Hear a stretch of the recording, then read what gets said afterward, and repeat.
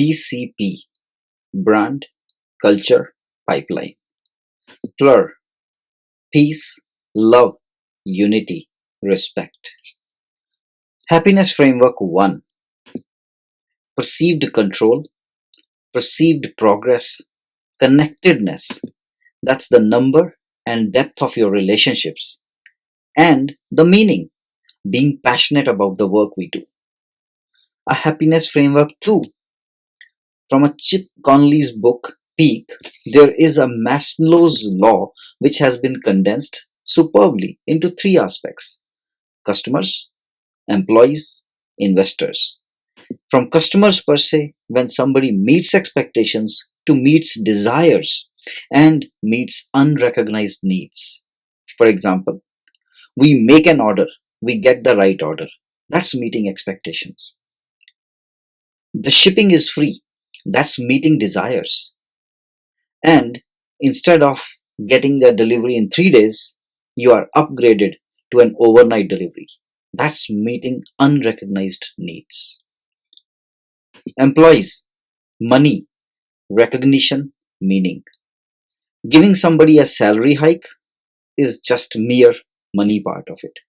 Recognizing their effort and then giving the hike, that's the second level of a desire which is being met again from an employee perspective. And meeting their unrecognized needs, giving them a promotion and the money hike or the salary hike. That's the unrecognized needs which are there and if they are met. Lastly, investors. Same trajectory of Maslow's hierarchy.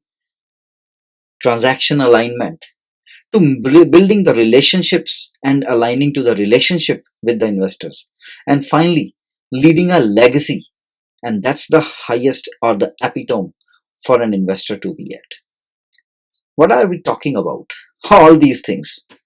Well, they all are a part of an amazing book which I read in this month, and that is Delivering Happiness. Three key inspirations from this book, and then we'll go into B, C, and P.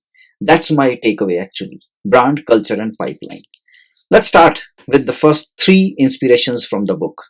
Zappos, as you might recall, this was a remarkable company which was created, and it still is relevant and equally remarkable even till today, for single reason: because they focused on their customers, making their customers happier, and that was their classic customer happiness focus.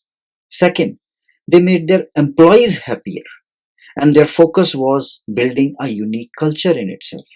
Finally, they made the company and the creators, as well as now the buyers of that company, happier by focusing on delivering happiness to the world, because they were really passionate about the work. Now take a little deeper dive into the B part of it, which is the brand part. First of all, Tony Zay. The book is actually strewn together with a lot of stories from his personal achievements and all. So I'll say first, primarily the first chapter, I'll just leave it. It's all about him and how he succeeded, how he took endeavors, and how crazy he was, how talented he was.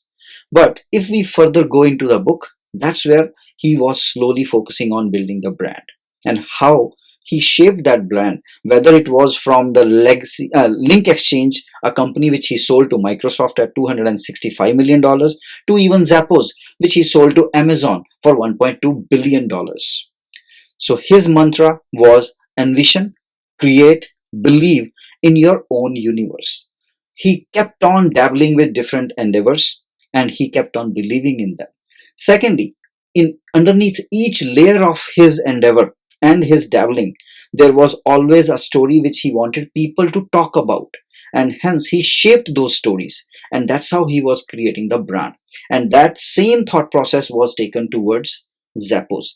Zappos is actually at the highest or the zenith of, from a culture or a corporate culture point of view, how the execution came into being.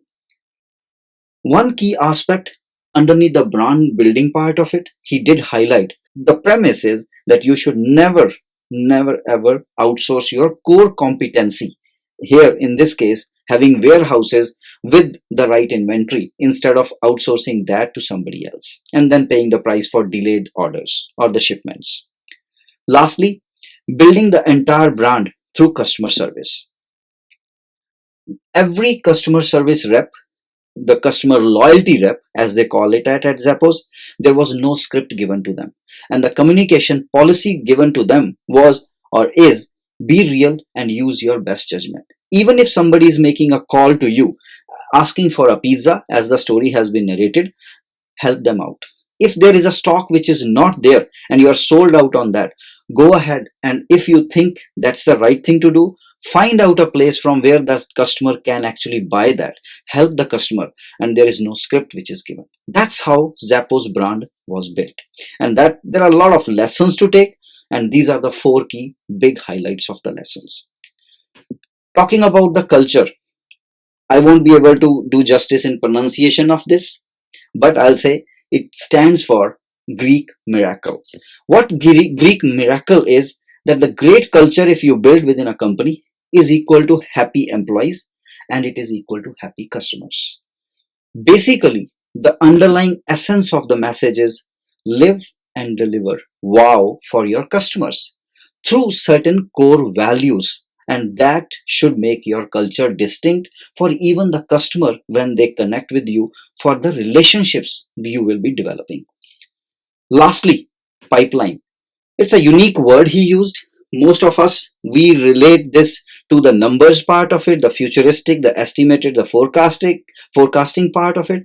But here, he or the book actually claims that the pipeline here is towards the assets, which is the people, how they build the talent, how they inculcate the culture in which people are given the autonomy as well as the responsibility to hire, promote, or fire based on the values as they are living through. And everybody, no matter who joins at Zappos, they undergo a customer loyalty training because everybody is responsible for the customer. Whether you are in a back office, you are as a customer rep, or you are in the IT side of the world. Lastly, keeping this pipeline of right fit culture 4 years, 3 years ahead of the curve. That's something substantial to learn. I am not sure how they did it, but the claim is that they had the visibility until 4 years, and that's when they kept on bringing on the new talent without waiting for somebody to leave the organization. Now, underneath that, what they defined is three sets of people so that the cultural fit employees are brought in.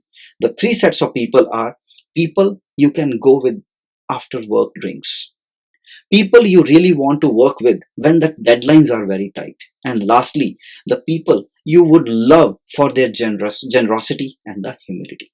So, with that said, BCP, brand, culture, pipeline. That's what the delivering happiness is all about. I did not talk about PLUR. PLUR is peace, love, unity, and respect.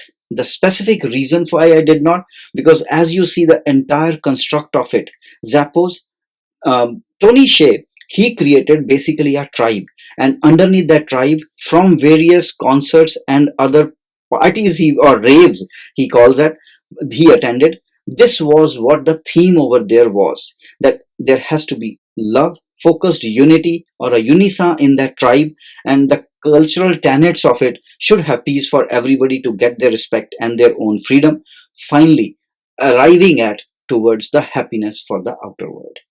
So, with that said, that's the book, Delivering Happiness. An amazing read. I would highly recommend it. Thank you.